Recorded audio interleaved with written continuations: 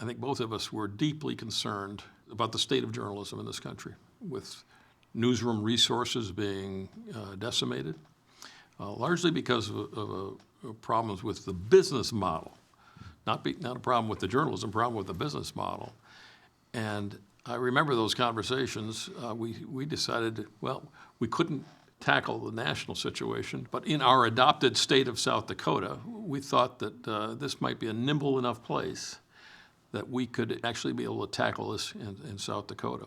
So I remember it that we didn't have a name for it. I'm not even sure we did not. And we didn't know exactly what we had in mind here, but you and I agreed that we would travel the state and talk to other thought leaders, people in the news industry, people outside of the news industry, and see if they agreed with us that this is a problem for South Dakota, a problem for our democracy in South Dakota, that we did not have enough in-depth journalism so that we could have an informed, well-engaged citizenry. And that was the inception of South Dakota News Watch, what became South Dakota News Watch. That's exactly right. I remember that national context was so important because certainly we saw media under fire and sort of back on its heels here in South Dakota, but the same story was replicated across the country in Connecticut and Delaware and California, so we're not unique.